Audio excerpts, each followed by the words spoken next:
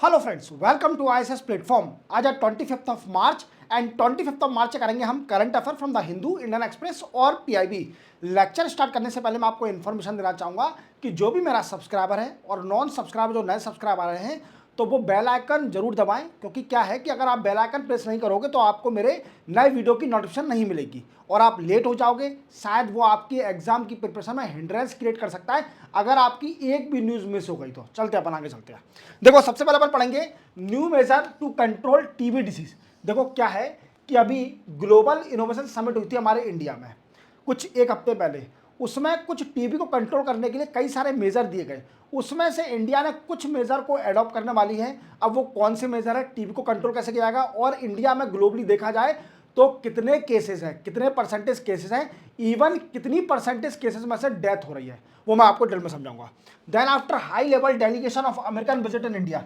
देखो क्या है कि अभी assistance of trade representative of South and central Asia, इनके ब्रैडन साहब और 4 दिन की विजिट पर आए हैं इंडिया में। अब वो क्या डिस्कस करेंगे ट्रेड से रिलेटेड, वो मैं आपको डिटेल में समझाऊंगा। Then after SEBI setup high level committee. SEBI ने अभी एक कमेटी सेटअप करी है, उसका काम क्या होगा वो मैं आपको डिटेल में समझाऊंगा। Then after data driver research to eradicate TB program. देखो, डिपार्टमेंट ऑफ बायोटेक्नोलॉजी का एक प्रोग्राम है जिसमें टीबी को कंट्रोल किया जाएगा। कैसे किया जाएगा वो मैं आपको समझाऊंगा। Then after government has revise the investment and turnover of MSME. Very very important. देखो, अगर आपको एमएसएमई के टर्नओवर और इन्वेस्टमेंट के बारे में अगर एक्चुअल डेटा नहीं पता तो व्हाट आई मीन्स वेस्ट है फिर पढ़ाई। तो क्या है कि आप इसका डेटा जानिए पहले कि गवर्नमेंट ने कितना बढ़ा दिया है। अब स्मॉल मीडियम एंड एंटरप्राइज का कितना इन्वेस्टमेंट और कितना टर्नओवर होना चाहिए। चलते अपन वीडियो स्टार्ट करते हैं। सबसे पहले new technique to control TB. देखो क्या है कि 1 वीक पहले, 1 वीक अगो हमारे इंडिया में ग्लोबल इनोवेशन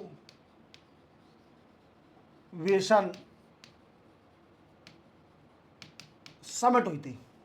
इसमें कई सारे रिकमेंडेशन दिए थे कि टीबी को कंट्रोल कैसे किया जाएगा, जिसमें से 4 to 5 रिकमेंडेशन इंडिया ने एडॉप्ट कर लिए है। India adopted to control TB in India. जैसे आप जानते हो कि अगर ग्लोबली देखा जाए तो इंडिया सबसे बड़ा हब है टीबी पेशेंटों का। क्या है कि अगर ग्लोबली देखा जाए तो इंडिया में 26% ट्यूबरकुलोसिस के केसेस है ग्लोबली, जिसमें से 29% की डेथ हो जाती है।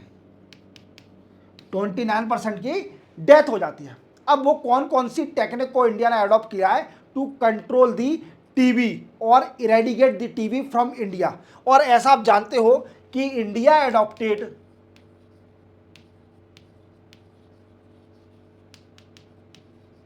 टीबी फ्री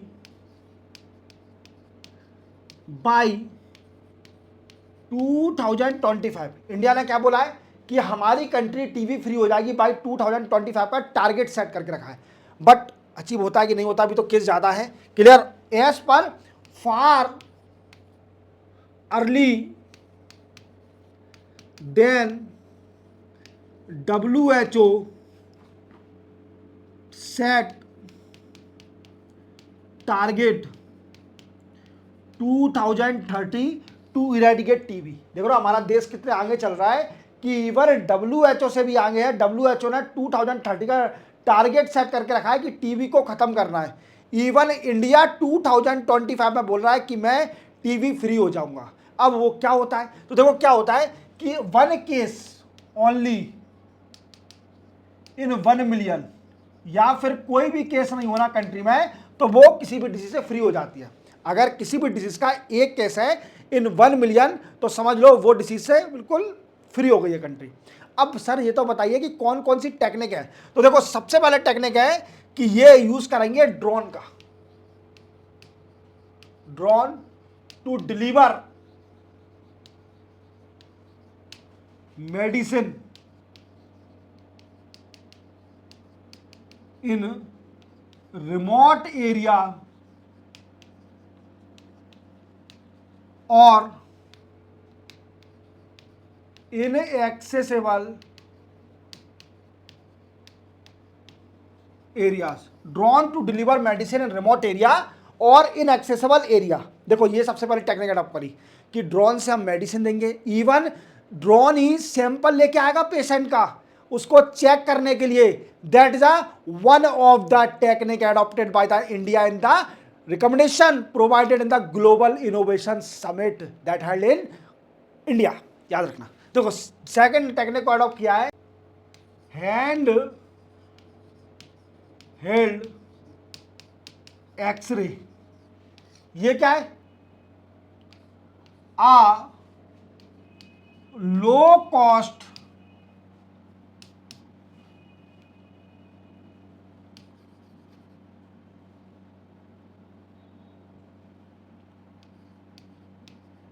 न्यूक्लिक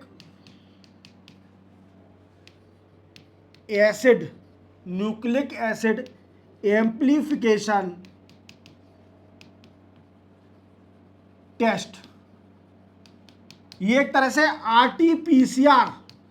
आपको मालूम है कोरोना में आरटीपीसीआर टेस्ट किया जाता था, तो ये आरटीपीसीआर की तरह ही है, लाइक आरटीपीसीआर. इसमें क्या है, फिर सैंपल लेने के बाद एआई का यूज किया जाएगा, आर्टिफिशियल इंटेलिजेंस का, टू डिटेक्ट टीबी पेशेंट. याद रखोगे मेरे दोस्तों. ये पहली दूसरी है. दूसरी टेक्निक पहली क्या है, ड्रोन का यूज करना है. दूसरी क्या है, low cost nucleic acid amplification test, इसको अपन आरटीपीसीआर भी बोलते हैं. इसका यूज करना है. फिर आर्टिफिशियल इंटेलिजेंस का यूज करके इसको हमें पता करना है कि पेशेंट में टीबी है कि नहीं है. समझे. अब नेक्स्ट टेक्निक समझते हैं. नेक्स्ट है स्ट्रिप बेस्ड टेस्ट. क्या होता है मेरे दोस्तों कि इंडिया में अधिकतर लोग जो हैं टीबी से, वीकेंड से टीबी से डायग्नोस चल रही है, इलाज चल रहा है, तो वो अधिकतर टेबलेट नहीं खाते हैं.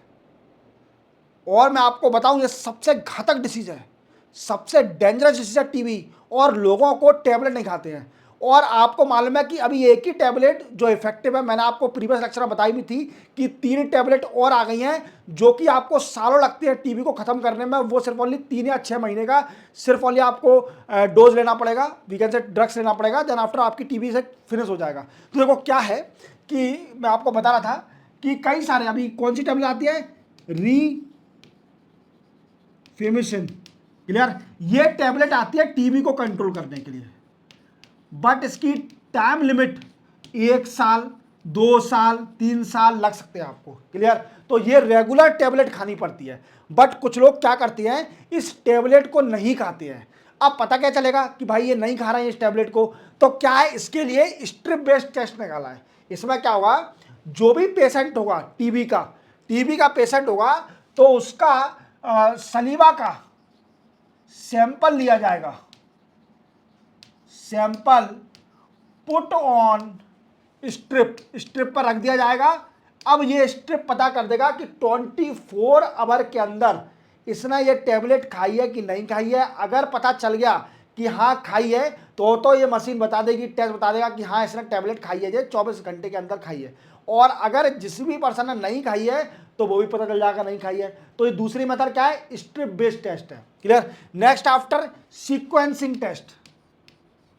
कौन सी है, सीक्वेंसिंग टेस्ट. सीक्वेंसिंग टेस्ट में क्या है, देखो 15 तरह की टीबी होती है, 15 type TB. Clear. 15 type TB. अब ये टेस्ट क्या करेगा कि इसका काम ये होगा कि ये बता देगा कि रेसिस्टेंस तो नहीं है, मतलब आपकी बॉडी रेसिस्टेंस तो नहीं बन गई है 15 टीबी के. जो 15 टाइप ऑफ टीबी है उसके लिए आपको कोई मेडिसिन दो फर्क ही नहीं पड़ेगा, क्योंकि रेसिस्टेंस हो गई आपकी बॉडी. तो आपकी बॉडी का पता करने के लिए कि आपकी टेबलेट कौन सी इफेक्टिव रहेगी, आपकी बॉडी रेसिस्टेंस तो नहीं हो गई है all kind of TB. That's why this test is effective for controlling the TV in India, that India has decided the target of 2025 that we removed all patient, not all patient, it's a patient disease of the TB from India. But India is too far early than WHO set the target that control the TB or eradicate the TB from globally by 2030. क्योंकि क्या है कि India आगे है भाई, India छोटी country है और वो WHO तो ग्लोबली बात कर रहा है, तो उसको ज़्यादा देना पड़ेगा। वो मजाक की बात है, चलते हैं अपन आगे। देखो, high level delegation of USA visit in India in related to discussion in trade. देखो क्या है कि जैसे आप जानते हो कि डोनाल्ड ट्रंप साहब को तो बच्चा बच्चा समझ गया है। जो बच्चे पैदा हो रहे हैं मतलब, और सबसे पहले वो पैदा होते ही पूछता है डोनाल्ड ट्रंप साहब कौन है। सबसे पहले ये पूछ रहा है कि डोनाल्ड ट्रंप क्यों है। इतना भय बना के रखा है भाई, इतना भय है वर्ल्ड में, क्योंकि किसी को नहीं पता कल डोनाल्ड ट्रंप साहब क्या डिसीजन लेने वाले हैं। तो इन्होंने एक डायलॉग दिया था, इवन मैंने आपको ये नवंबर में बता दिया था कि डोनाल्ड ट्रंप साहब का एक बड़ा ही अच्छा डायलॉग है, tariff is the most beautiful word in the dictionary then love and faith, ये बोला था इन्होंने। ठीक है, अब क्या हुआ, डोनाल्ड ट्रंप साहब ने इंडिया से बोला कि भाई मैं तेरी कंट्री पर रेसिप्रोकल टैरिफ लगाऊंगी। क्या लगाऊंगी? रेसिप्रोकल टैरिफ लगाऊंगी। इवन मैंने इसके लिए रेसिप्रोकल टैरिफ के समझाने के लिए एक शॉर्ट वीडियो भी बना के रखा है आपके लिए, चेक कर लेना, मिल जाएगा आपको मेरे यूट्यूब चैनल पर, जिसमें मैंने आपको डिटेल में समझाया कि what is the actual meaning of reciprocal tariff. समझे मेरी बात को? तो क्या है कि इसी को देखते हुए इंडिया घबरा गई कि यार नहीं नहीं हम रेडी हैं। इंडिया हालांकि रेडी भी हो गई अपने टैरिफ एंड नॉन टैरिफ को रिड्यूस करने के लिए इंडिया रेडी भी हो गई कि हाँ यार हम तैयार हैं, हम रिड्यूस कर लेंगे टैरिफ और नॉन टैरिफ को, आप बेफिक्र रहिए। क्लियर? बट क्या है, अब आगे भी तो बात करनी पड़ेगी, तो इसलिए assistant of USA trade representative for south and central Asia Brendan साहब 4 दिन की विजिट पर आए हैं इंडिया में, 4 डेज की विजिट पर आए हैं ब्रैडन साहब। समझे मेरी बात को? ब्रैडन साहब 4 दिन की विजिट पर आए हैं।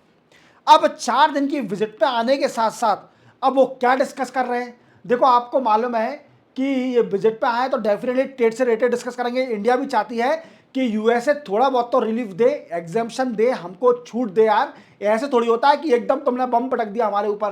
क्या हम क्या जापान थोड़ी है, हिरोशिमा और नागासाकी कि सीधे आके आपने बम पटक दिया। क्लियर? हमने तो आपका सपोर्ट किया डोनाल्ड ट्रंप साहब, हम तो आपके दोस्त हैं। तो क्लियर ये बातें चलेंगी, मजाक की बात है। क्या है कि बायलैटरल इन्वेस्टमेंट ट्रीटी, जैसे आपको मालूम है कि इंडिया और यूएसए के बीच में बायलैटरल इन्वेस्टमेंट ट्रीटी साइन है। और बायलैटरल इन्वेस्टमेंट ट्रीटी का मतलब क्या है कि दोनों देश की मार्केट एक्सेस,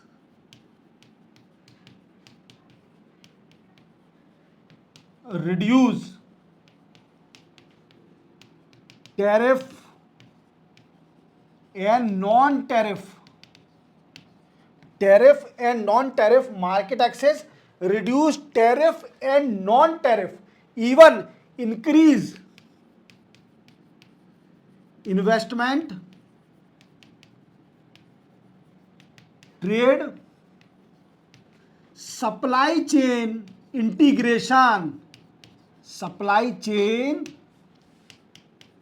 integration, याद रखोगे मेरे दोस्तों, ये हैं सारे पॉइंट बायलैटरल इन्वेस्टमेंट टीटी के ऊपर, और यही डिस्कस होगा। और इंडिया से request, we can say USA request करेगी इंडिया कि भाई साहब थोड़ा समय दो, हम डेवलपिंग कंट्री हैं और we want to be a develop country by 2047, हम विकसित भारत हो जाएंगे, प्लीज हमको विकसित भारत बनने के लिए थोड़ा बहुत एग्जाम कर दो। That is the matter. चलते मजाक कर रहे हैं। नेक्स्ट है SEBI setup high level committee. SEBI ने क्या किया है, अभी एक हाई लेवल कमेटी बनाई है। वो क्यों बनाई है पहले समझते हैं। माधुरीपुरी बुच, इनको तो वो बच्चा बच्चा जानता होगा। याद है इनको? ये इनसे पहले ये कौन है? पांडे जी है ना, पहले फाइनेंस सेक्रेटरी थे, क्या नाम है इनका? तैन का तो पांडे, क्या नाम है, क्लियर छोड़ो यार कर लेना, ठीक है, जब ये याद नहीं आ रहा मुझे, ठीक है, क्लियर। तो क्या माधुरीपुरी बुश थी, इनसे पहले वो चेयरमैन थी किसकी? सेबी की। तो वो सेबी की चेयरमैन थी, तो एक रिपोर्ट आई थी सेकंड टाइम रिपोर्ट आई थी किसकी? समझ तो गए होंगे, हिंडनबर्ग की। हिंडनबर्ग की सेकंड रिपोर्ट आई थी। अब इस रिपोर्ट में बोला गया था कि माधुरीपुरी बुश रिलेट करती है अडानी से।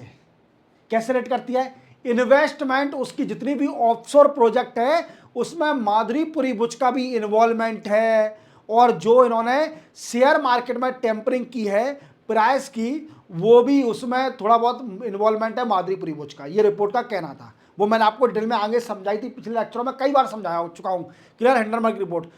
इसी वजह से कंट्रोवर्सी भी स्टार्ट हो गई थी कि माधुरीपुरी बुश पर एक रिपोर्ट बैठना चाहिए और पता करना चाहिए कि माधुरीपुरी बुश का इन्वॉल्वमेंट है कि नहीं है। इसी वजह से मुझे लगता है शायद इनका टेनर एक्सटेंड नहीं करा और ये पांडे जी को बना दिया सेबी का। अब इन्होंने क्या किया है, इन्होंने एक वीकेंड से कमेटी सेटअप करी है, 10 मेंबर की। आई थिंक ये 10 मेंबर की कमेटी है, नहीं 10 मेंबर की नहीं है, ये कमेटी सेटअप करी है, वो कुछ और है। ये कमेटी सेटअप करी है। कमेटी क्या करेगी? जो बोर्ड मेंबर हैं, जो की कंपनी के बोर्ड मेंबर हैं, उनका कॉन्फ्लिक्ट ऑफ इंटरेस्ट, लायबिलिटी और इन्वेस्टमेंट को चेक करेगी। क्या करेगी? We can say conflict of interest,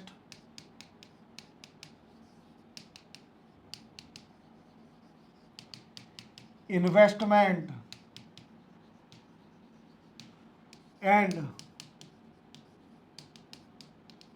liability check करेगी ऑफ बोर्ड मेंबर, क्लियर? ये चेक। अब कॉन्फ्लिक्ट ऑफ इंटरेस्ट क्या होता है सर?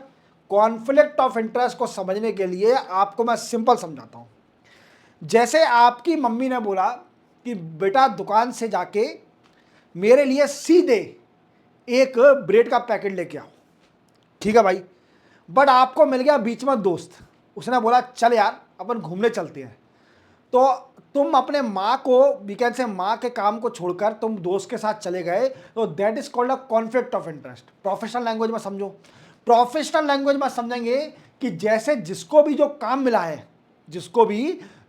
मिला है, गवर्नमेंट ने टास्क दिया है कि you have a some kind of work, आप अगर उस काम के खिलाफ जाते हो या उसके साथ साथ अपने फेवर के लिए भी कुछ काम करते हो, तो that is called a conflict of interest.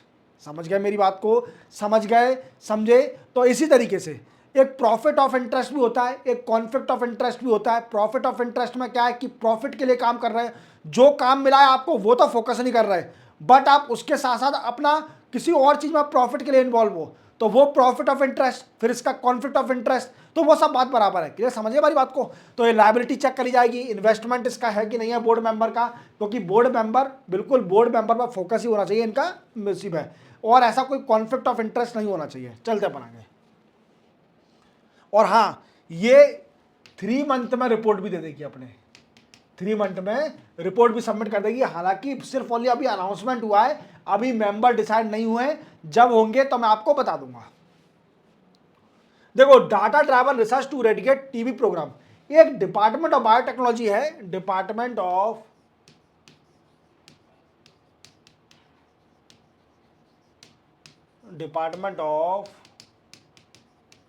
Bio technology. देखो, इसके बारे में मैंने आपको बताया था, आपको याद हो शायद, मेरा एक शॉर्ट आया था। देखो आजकल शॉर्ट 3 मिनट के भी होने लगे हैं, तो शॉर्ट और लॉन्ग में कोई फर्क नहीं है। तो मैंने अभी जीएम मस्टर्ड के ऊपर एक शॉर्ट बनाया था, देख सकते हो आप, अभी लेटेस्ट ही है, बहुत अच्छा वीडियो था। तो मैंने आपको बताया था कि जितने भी ये जीएम क्रॉप होती है, इसकी पूरा मैनेज कौन करता है? Department of biotechnology. और ये डिपार्टमेंट किस मिनिस्ट्री में आता है? मिनिस्ट्री ऑफ साइंस में आता है। समझिए मेरी बात को? अब क्या है, डॉक्टर जितेंद्र सिंह इसके यूनियन मिनिस्टर है, ये भी याद रखना। डिपार्टमेंट ऑफ बायोटेक्नोलॉजी कुछ टाइम पहले एक स्कीम निकाली थी, data driven research to eradicate TB program. ये क्या था? इन्होंने क्या किया था? इन्होंने बोला कि हम 32,500 सैंपल कलेक्ट करेंगे। किस चीज के? सैंपल, सीक्वेंसिंग के सैंपल कलेक्ट करेंगे 32,500, और इससे क्या करेंगे, हम टीबी को रोकने के लिए, टीबी को खत्म करने के लिए स्टडी करेंगे। समझे मेरी बात को। सीक्वेंसिंग क्या होता है सर? सर सीक्वेंसिंग क्या होता है बच्चा मेरे? जेनोम सीक्वेंसिंग के बारे में सुना है? जीन, जिसको हम बोलते हैं जीन, जीन और डीएनए से कोई भी क्वेश्चन आ जाए तो समझ जाना it is the work of the department of biotechnology. समझ मेरी बात को। तो क्या कह रही है डिपार्टमेंट ऑफ बायोटेक्नोलॉजी की 32,500 हम जेनोम सीक्वेंसिंग को कलेक्ट करेंगे और इससे टीबी को खत्म करेंगे। जो इंडिया में टीबी के अगर ग्लोबली देखा जाए तो 26% केस इंडिया में पाए जाते हैं। तो टीबी से बचना है, क्लियर। और ये कम्युनिकेबल डिसीज भी है, हमेशा याद रखें। अगर किसी को टीबी है, आपको मालूम है, तो आपको डिस्क्रिमिनेशन नहीं करना है, बट उसके पास भी नहीं जाना है, अपनी सेफ्टी से रहो। मैं ये नहीं कहता कि उसके संग जो अनटचेबिलिटी वाला कंसेप्ट है वो फॉलो करो, या फिर उसके संग डिस्क्रिमिनेशन करो, जेंडर बेस्ड डिस्क्रिमिनेशन करो, कास्ट बेस्ड डिस्क्रिमिनेशन करो, ऐसा मत करो यार, क्लियर। बट उससे सेफ रहो, अपने आप को प्रोटेक्ट करके रहो, शायद आपको भी टीबी हो सकती है। चलते बनाएंगे। नेक्स्ट है India announce AKEYME navy exercise. देखो ये क्या है, जैसे आप जानते हो कि अफ्रीका कॉन्टिनेंट, अफ्रीका कॉन्टिनेंट जो है ना भाई, मैं आपको बताऊं, इस कॉन्टिनेंट का फ्यूचर बहुत अच्छा है। फ्यूचर बहुत अच्छा है इसका, क्योंकि क्या है, इस पर रॉ मटेरियल इतने सारे हैं, नेचुरल रिसोर्स इतने सारे हैं, हर कंट्री इससे रिलेशन बनाना चाहती है। समझ में मेरी बात को। बट ये कॉन्टिनेंट बड़ा ही गरीब है, कई सारी गरीब कंट्री रहती है इस कॉन्टिनेंट में, जो और यहाँ पर कई सारी एक्टिविटी भी हो रही है। जैसे कई कंट्री में पॉलिटिकल इनस्टेबिलिटी है, कई कंट्री में पॉलिटिकल इनस्टेबिलिटी भी है। और मैंने आपको एक टेररिस्ट ऑर्गेनाइजेशन के बारे में बताया था, हाउती, क्लियर, इनके बारे में बताया था। और ये रेड सी पर कंट्रोल, कई सारे शिप को रोकते हैं, शिप को ट्रेड नहीं होने देते। और चाइना का अफ्रीकन कंट्रियों को कई सारा लाइन ऑफ क्रेडिट दे रही है। क्या दे रही है? चाइना कई सारा लाइन ऑफ क्रेडिट देती है अफ्रीकन कंट्री को, अफ्रीकन कंट्रीज को कई सारा। तो चाइना क्या चाहती है? चाइना बहुत चालू है, सुनो मेरी बात। चाइना क्या चाहती है कि अगर मैं इनको पैसे दूंगा तो ये मुझे रॉ मटेरियल देंगे, अपनी टेरिटरी का यूज़ करने देंगे मुझे, कुछ भी हमारे कमाने के लिए, इकोनॉमी को बढ़ाने के लिए। बट इंडिया भी चाहती है कि इंडिया के भी रिलेशन एनहांस हो, तो इंडिया ने स्टार्ट किया है। हालांकि इंडिया के रिलेशन है कई सारी अफ्रीका कंट्री से, बट और एक्सरसाइज को एनहांस करने के लिए, नेवी एक्सरसाइज कई सारी कंट्री के संग करने के लिए, अभी इंडिया ने 10 कंट्रीज ऑफ अफ्रीका कॉन्टिनेंट के साथ एक नेवी एक्सरसाइज लॉन्च करी है, जिसका नाम है अफ्रीका AIKEYME, क्लियर। अब सर इसका फुल फॉर्म बता दीजिए। तो इसका फुल फॉर्म है अफ्रीका इंडिया की मैरीटाइम इंगेजमेंट।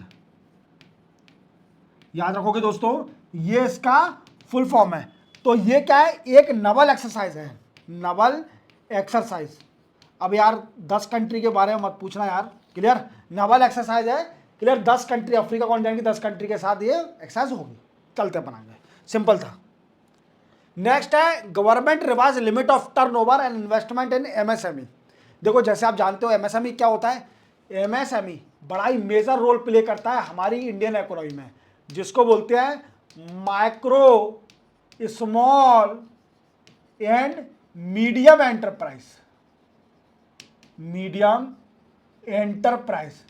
बट हमेशा याद रखना, इनके टर्नओवर और इनके इन्वेस्टमेंट तो ये बताती है आपको कि आपकी माइक्रो है, स्मॉल है या मीडियम है। तो सबसे पहले मैं बताता हूँ आपको माइक्रो की। अगर कोई भी माइक्रो कंपनी कब कहलाएगी? माइक्रो कंपनी कब कहलाएगी? जब उसका इन्वेस्टमेंट कितना होगा? 2.5 करोड़ रुपीस होगा, और टर्नओवर होगा उसका 10 करोड़। कितना? 10 करोड़ टर्नओवर होगा और इन्वेस्टमेंट 2.5 करोड़ होगा, तो वो माइक्रो कंपनी कहलाएगी। ये लागू होगा 1 अप्रैल से, गवर्नमेंट ने बढ़ा दी है, क्लियर। 1 अप्रैल से अब ये कंडीशन रहेगी, याद रखना। 1 अप्रैल 2025 से। Then after small company, small enterprise, small enterprise का इन्वेस्टमेंट होना चाहिए कम से कम 25 करोड़। कितना? 25 करोड़। और टर्नओवर होना चाहिए कम से कम वी कैन से 100 करोड़, तब वो स्मॉल एंटरप्राइज कहलाएगी। क्या कहलाएगी? स्मॉल एंटरप्राइज कहलाएगी। अब क्वेश्चन बनता है कि सर मीडियम एंटरप्राइज बताइए। क्या बताइए? मीडियम एंटरप्राइज कोई बताइए। तो मीडियम एंटरप्राइज का इन्वेस्टमेंट कम से कम होना चाहिए, तब वो मीडियम एंटरप्राइज कहलाएगी 125 करोड़। अगर किसी भी एंटरप्राइज का इन्वेस्टमेंट 125 करोड़ है तो वो कहलाएगी मीडियम एंटरप्राइज। और अगर उसका टर्नओवर होगा 500 करोड़, कितना होगा? 500 करोड़, तो वो मीडियम एंटरप्राइज कहलाएगी। 1 अप्रैल से ये इंप्लीमेंट हो जाएगा। याद कर लेना, कंठस्थ कर लेना, बिल्कुल भी आपको ये क्वेश्चन मेंशन करने में आएगा, क्योंकि एमएसएमई इंडिया के अंदर बहुत मेजर रोल प्ले करती है और एमएसएमई से हमेशा क्वेश्चन आता है मेरे दोस्तों। क्लियर? तो इसी के साथ 25 मार्च के करंट अफेयर कंप्लीट होते हैं। चैनल को सब्सक्राइब और बेल आइकन प्रेस करना ना भूलना। मिलते हैं हम कल, तब तक के लिए जय हिंद।